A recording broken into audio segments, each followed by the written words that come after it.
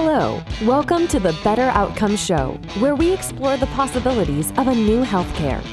Each episode, we bring you a conversation with leaders across the healthcare industry, exploring topics ranging from new treatment techniques and interventions to novel service delivery methods and business models.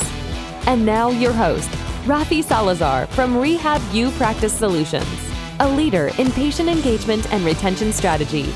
Let's explore the possibilities of a new healthcare. Well, hello. Welcome to another episode of the Better Outcomes Show. I'm your host, Rafi Salazar with Rehab Practice Solutions. I know we have talked about evidence-based practice and research and implementing current best practices into your daily clinical treatments a lot on the show. We've had Dr. Benavides from Augusta University on to talk about it. I know we've discussed it with Mary Beth recently with the integrative health approach and several other episodes. We'll link to some of those in the show notes, but it's been a recurrent theme here on the Better Outcomes Show that evidence is important and we need to implement it in our practice, not just read about it and put it on a shelf. So this week, I'm sharing with you a conversation I had with Sarah Lyon, who's the founder of the OT Potential Club. And the OT Potential Club is specific to occupational therapy, hence OT. But the concept is pretty interesting and unique, and that's why I wanted to share it with y'all. In that the OT Potential Club is a platform where they are regularly reviewing articles and research and best practices, and there's a component of continuing education involved, but really what it is a community of practitioners built upon a database of evidence. So the concept is pretty cool, pretty unique. We'll talk a little bit about the club itself and how she structured it, how she started it, but then we've really talked about how do we take these articles that we're reading, these concepts that we might be learning in the literature around what is best practice and what we should and should not be doing or selecting for treatment options, and actually apply it in our day-to-day clinical practice. So hopefully you walk away from this conversation with just some tips and strategies that you can use in your daily practice. Maybe it inspires you, if you're not an occupational therapist, to go out and start something like this for whatever discipline you're involved in. But without further ado, here's Sarah Lyon from OT Potential Club talking about evidence-based practice and how she's utilizing a platform to kind of promote that within her own discipline. Well, hey, Sarah, welcome to the show. How are you? I'm great. Thanks for having me today. Yeah, thanks for being here. I'm really excited about talking really about the OT Potential Club and evidence-based practice. But before we dive into all that, why don't you tell us a little bit about yourself, kind of your clinical career, your clinical path, and what led you to doing what you're doing now? Great. I think I'll start with where I'm at now and then backtrack. Is that okay with you? Yeah. So I'm sitting here, I'm in Aurora, Nebraska today, and I am just really passionate and focused on helping connect OTs to evidence-based practice and new research that's coming out. There is a ton of exciting research that's happening in all areas of practice, but I would say overall it's not super accessible. And that's one of our goals with the club, is to break it down, make it easier, and then have OTs around the world connect about it. And we'll go into more depth in that later. But how I got to this point was I'm from Nebraska originally and went to college in Minnesota and then OT school in New York. Had a great experience, loved my occupational therapy program. Came back to small town Nebraska, so far away from my classmates and all my resources, and worked at a hospital where I was the only OT and felt totally disconnected, pretty frustrated because I was like, there's all these OTs out there doing the same thing that I'm doing, and why can't I connect with them? Going from big city back to little city and you're the only OT, I'm sure there's a lot of pressure to yeah, all right, yes. do your job. Yes. And then you have this added thing where I'm treating people from my community, people I know and love, and I'm like, I want to give you the very best care for your Parkinson's, but I only see one Parkinson's patient Yeah. once every 2 years. Like, but you're my neighbor from growing up, and I want to give you the very best care. And I was frustrated with feeling like I didn't have access to knowing what that best care was. So I started a blog. That was like my initial idea for how to connect, and thankfully that kind of grew, and I was able to get into like affiliate marketing. So I was able to make a revenue stream to make that profitable, Yeah, yeah. and kind of got established as a business. And I got to this place where I'm like, okay, I have this established business, this established revenue. What do I want to do with it? And I anchored back to that. My real purpose in starting this in the first place was to connect myself and fellow OTs with best practices and connect OTs to each other. So that was when the idea of the OT Potential Club was born. And that was about 2 years ago we launched. Yeah. Yeah. So you're kind of on your own in the middle of nowhere. You're like, well, let's try to connect people. One thing led to another. And you're like, oh, we can make a platform out of this. So why don't you tell us a little bit then about what the OT Potential Club is and how it works? And we'll go deeper from there. Yeah. So to kick things off, what we did was I contacted a research librarian who worked in health sciences, and she helped me generate a list of the 50 most influential OT related journal articles from the past 5 years. Oh, wow. Okay. And And how are they, question, how are they measuring influence? Was it an impact score or was there? yes, we talked about that she was able to look at how many times a particular research article had been cited by other research Oh, articles. okay. Yeah. So similar that's how lots of people measure the impact of a journal, but they do it by the whole journal. And we dialed down to what research articles are being cited, as like a way for us to kind of see like what's important in the research community, what's getting cited a lot. So we get this list, and then just one time a week, I write a review of that article. Try to keep it pretty high level, easy to read. I'm always like, can someone read this sitting on the subway? That's my goal, that it's that digestible. And try to pull out a couple actionable takeaways. And then we have a forum for OTs to discuss the research, either from where they dive into the article themselves or just their thoughts on the takeaways, or if they've seen a patient or had like a personal experience related to that. Yeah. Well, and I remember, so I trialed one of your subscriptions to the OT Potential Club, and it looked like you had a pretty active base of folks who were in there commenting a lot. And for a while you were doing like giveaways and things like that, right? For the most highest rated comment and things like that.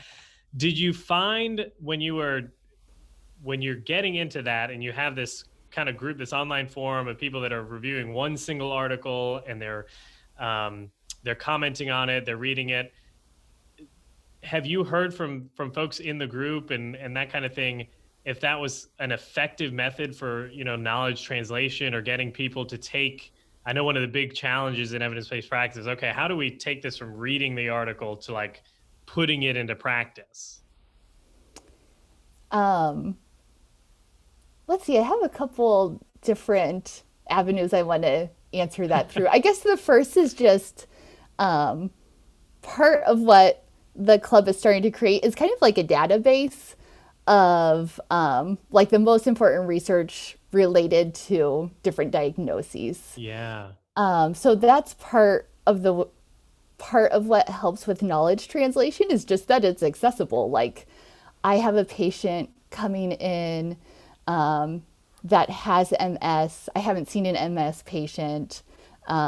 So people will go into the club and be like, do a quick search and can read like a recent review for management strategies of MS. So that's how some people use the club, is kind of as that database, like they go to it when they need it. Exactly. Yeah. So I would say in that way, it's effective in knowledge translation just because it's accessible and digestible and something that you can read right before a patient comes in. The other way that I think about so there's like that immediate need for knowledge translation, but then there's this other like long-term growth trajectory that we're all on as therapists. Like we're always trying to grow our knowledge base.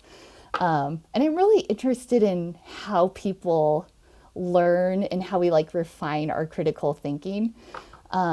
So what I thought about a lot before I started the club was just that process of learning and like honing our skills at being more critical around what we're learning. And I was like, I know to be really growing our knowledge base, it needs to be a habit. It can't be like once every 3 years, we binge something for a day. Like that is just not going to stick with you. Or maybe a couple things will, but you're not really, I don't think that's the best way for like growing your knowledge base. To me, it has to be a habit, like where you're regularly like diving into new information and making a practice of thinking critically about it. So that's something that we try to facilitate with the club is like once a week you can look at some new research and just like be honing that skill of looking at it and taking it in and thinking critically about it. And then the other way I think about learning too is learning is so much more effective when we attach emotion to it.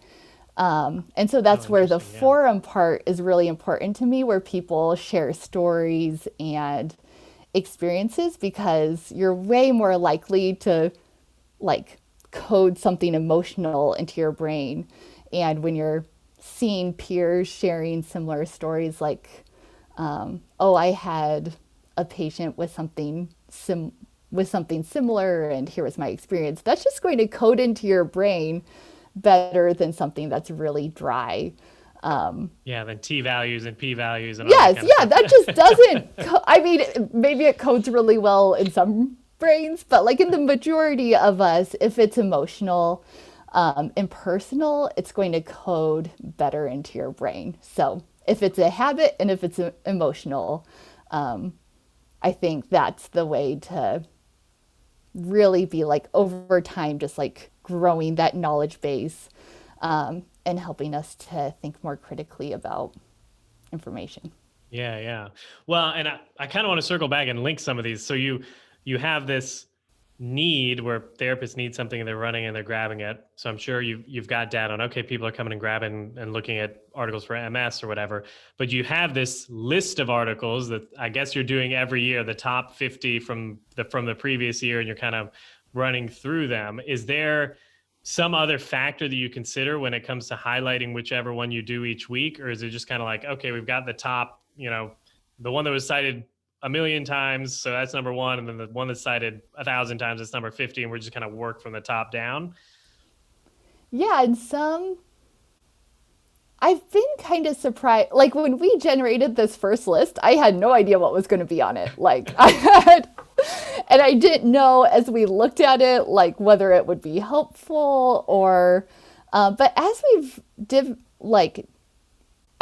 we've spent time in the different articles, I've just been blown away of like, wow, this is really helpful, and it's helpful for more people than I would have realized initially. Like, for example, this week, I was writing a review about understanding sensory function in autism, which as an adult therapist, you might think is not relevant. I'm like, I don't need to know about that. Like, but what I've come to understand is autism is just like where they're pioneering the new research on our sensory system, and so many of our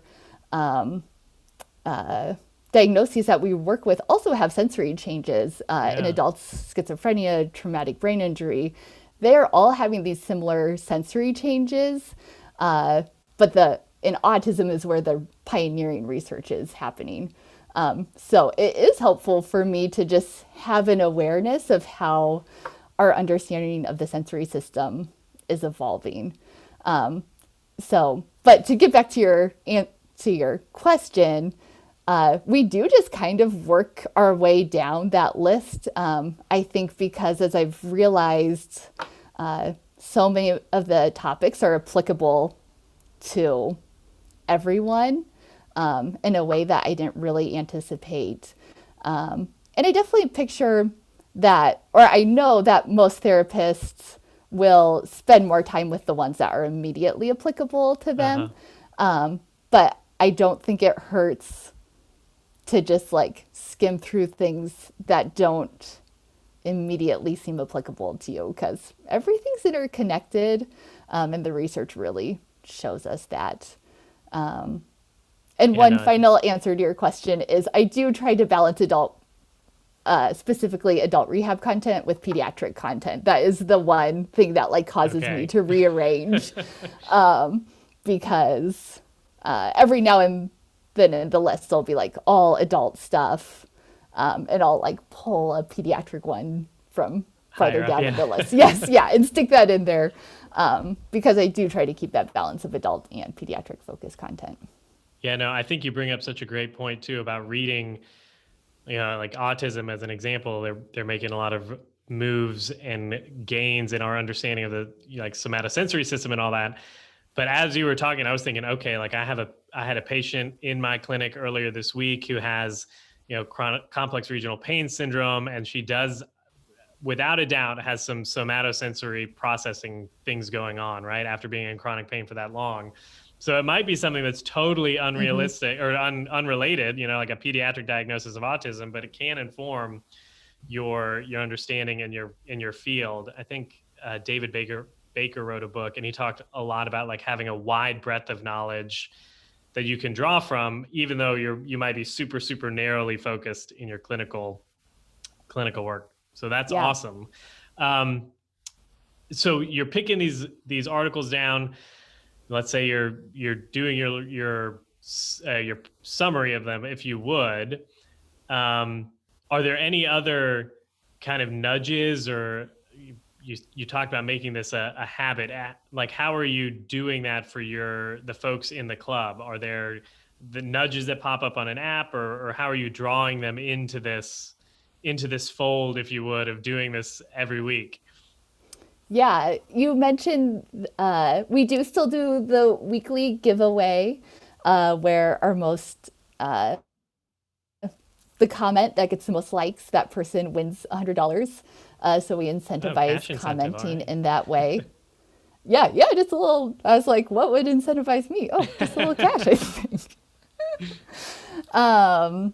And then we have a couple of supplementary things in the club, also to help draw people in. One is when we find a new assessment, which I did not realize there were so many assessments out there. We're compiling that into an assessment search, a database, which is just another like kind of, I hope what will become a helpful tool if you have a patient with a specific diagnosis you haven't seen in a while. You can search this assessment base and hopefully find an assessment that's really specific to that patient, and then could help guide your treatment.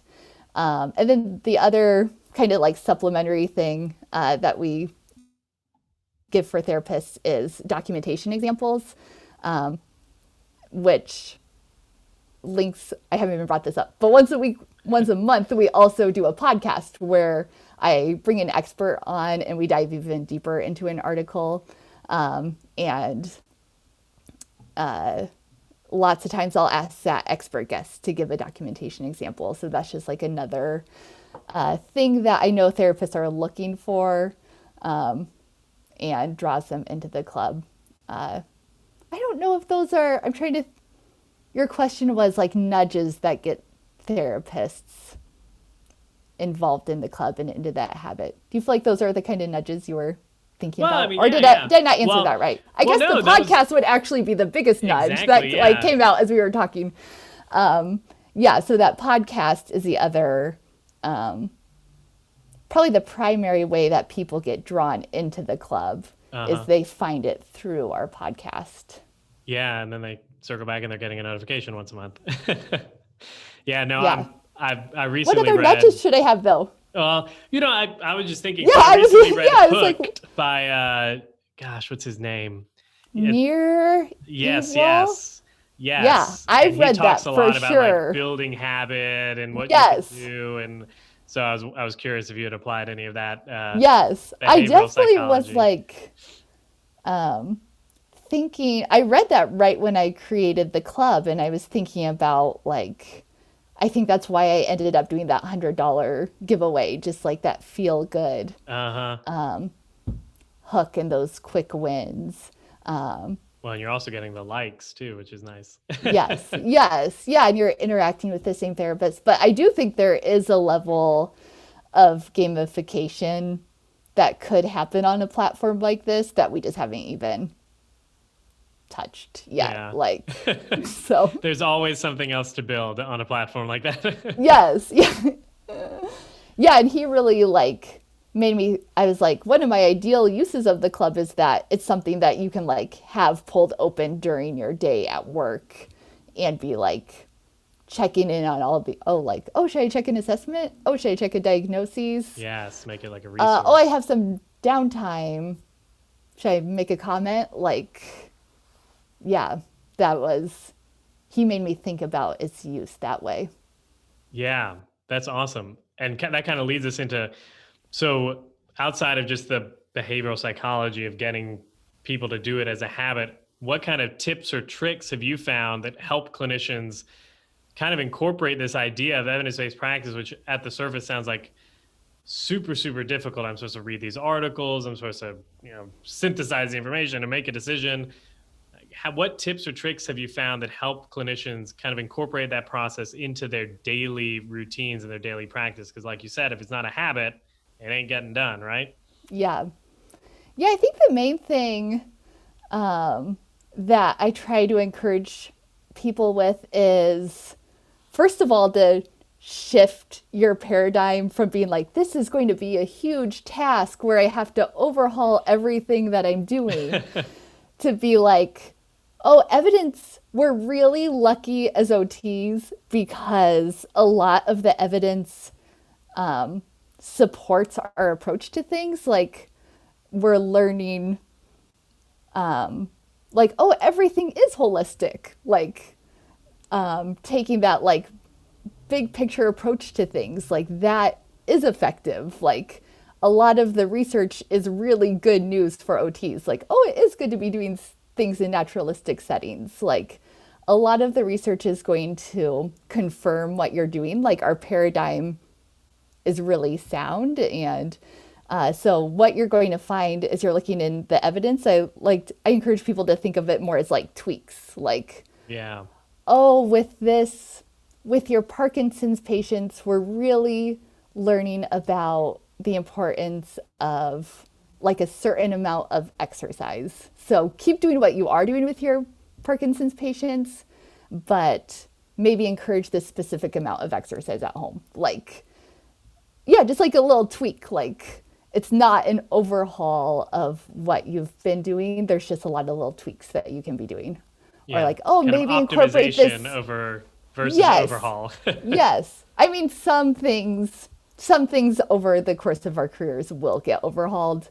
But overall, what we're finding is just like tweaks to what you can be doing. Oh, Okay. throw in a self-report with this.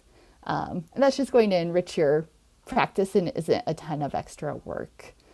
So I would say that's like one of the main things that I encourage people to think of when it comes to knowledge translation, is to not make it such a big intimidating thing in your mind, to think of it as, yeah, like you said, an optimization or a tweak, and something where just like every week maybe you can do a little thing slightly different. And that's Yeah. how you're going to make progress over time. Yes. We're at the clinic here. We're always talking progress is better than perfection sometimes. Progress is Yes, better than yeah. perfection. Do you find it easier for I find this conversation particularly fascinating. I had somebody on from the university last week, and we were talking about this, and there was a little bit of discussion about whether or not this is something that's easier for younger, more tech savvy clinicians versus folks that have been in the game longer. Maybe they don't even have, or they by the when they went to school years ago, there wasn't this focus on evidence based practice, so they feel like they're at a deficit from maybe a younger clinician who might have just graduated in the last couple of years, and they understand what a p value and a t value is, and they're able to kind of tease out some of the statistics. Yeah, I think I don't have a great answer when it comes to like OTs in general, because I think people who join my site are the go-getters. Uh-huh. But of the people that have joined, so of the go-getter group, I would say I've been really surprised with how many older clinicians that I have. Ones, I would say actually the group that I'm missing is the middle age. Like there's the young tech savvy, maybe have extra time because they don't have a job yet, like that kind, that kind, or they're in their first job and they're feeling overwhelmed and they come to the club. And then there's this older set of clinicians that they're like, oh, I've tried all the continuing education. That's not pushing me anymore. I'm looking for something, or I'm really interested in this new research that's a little more cutting edge than like the basic continuing education I'm finding elsewhere. So yeah, I've been surprised by this older, like 50s, 60s cohort. Oh, nice. Yeah. And maybe I see them more because they have more time to comment, but they've been a surprisingly active part of our club. Yeah. Well, I'm sure that's good for, like, if you think about somebody that's getting into the field and they might be feeling overwhelmed or this, that, and the other. Sometimes it's nice to have, like, the old therapist. I'm thinking, so Winnie was the person for me. I got to the VA and I Oh, didn't know yeah. anything. And she was like, honey, you'll be fine. This is how we're going to take care of it. And it's nice to have somebody like that that's been in the game for a while and can kind of, even if you're not in person with them, through this, through a forum, kind of mentor you through it, right? Yeah. Yeah. And we're really lucky to have that cohort of people in the club who just naturally have more stories Uh-huh. that they can share. Yes. I'm a big fan. So I'm not biased in any way because I'm an OT and you're OT, but OTs in general are good with people, and as a result, I feel like a lot of us are pretty solid on the story game. Yeah. Yes, for sure. We always want to figure out somebody's story and what makes them tick, and this, that, and the other. It's great. Yeah. Oh, I'm Um, always like, OT is the only like profession where I could have the kind of forum discussions that I do, where like everyone's eager to share and everyone's like so emotionally intelligent. They're not like stepping on each other's toes, even if there's like a disagreement around a controversial topic. It's been like the easiest forum ever to to moderate. moderate. Yeah. Yeah, that's good. Yeah. Well, I always close with this question. If there's just one or two main points that you would want listeners to walk away with, maybe on the topic of evidence-based practice and how to grow as a professional and keep developing that breadth of knowledge, what would those one or two main points be? Definitely the first one would be to reflect on how you yourself think about evidence-based practice, and if it's something that's like looming and overwhelming, to think about flipping that script to think of it as something that can be fun and energizing, and something that you can do a little bit at a time. It doesn't have to be like, oh, maybe in 5 years I'll sign up for this 3 week long course and then I'll be evidence based. Like, no, it's something that you can start today and just take baby steps towards. And that might be, you're going to make a lot more progress over your career if you're just making a little progress every single week. Yeah. I think you'll be surprised how that adds up. That's my first big takeaway. Yeah, that might just be my takeaway. That sounds like the takeaway. Yeah, that's it. That's awesome. Yeah. Well, Sarah, where can people find out about you and the OT Potential Club if they want to go check it out? They can come to otpotential.com. You can learn about the club right on that homepage, and then we have just a lot of like blog content where if you want to see like our writing style, and we don't have any article reviews on there, but you can see how we like tackle topics through the blog. And we have a chat there where you can ask us any questions. Otherwise, if you're a podcast listener, which you must be if you are listening to this podcast, you can find the OT Potential podcast, and we have both our hour-long episodes, and then also a pool of shorter, like 10-minute episodes that can just give you a little taste of what these article breakdowns look like. Well, awesome. Sarah, thanks for taking the time to be on the show. Yeah. Thank you for having me. It was fun. All right, take it easy. Well, I hope you enjoyed that conversation with Sarah about evidence-based practice and research and applying it to everyday practice. I think going back and listening to this, one of the points that she made that kind of stuck with me was the idea of how sometimes research in one area or specific field or subspecialty might seem on the surface to be totally unrelated to what you might be doing or I might be doing in the clinic every day. But it actually can be very applicable, because if you think about it, especially if you take a biopsychosocial approach like we promote here at the Better Outcomes Show and at RehabU Practice Solutions, people are not just biophysical, and there's many factors at play, and sometimes some of those other research areas are really applicable to that patient in front of you right now. I think specifically she mentioned sensory and how the sensory processing system is really being pioneered. The research for that is really being done in the field of autism.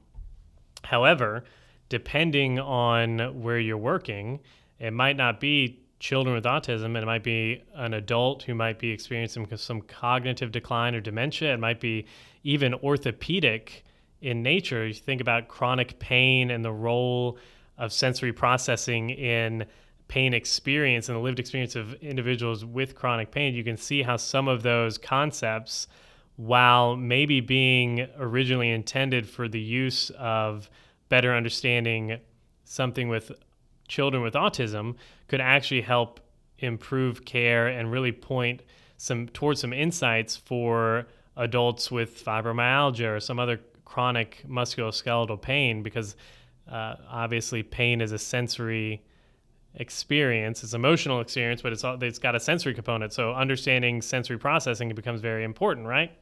So it's just a neat little segue about how sometimes just because it doesn't seem on the surface like it might be applicable to you, it's worth checking out. I'm a big fan of, not just in research, but in life in general, having a wide breadth of knowledge and experience that you can draw from and then apply that in specific situations. So we read widely so that you have a broad knowledge base to apply in your clients' situations.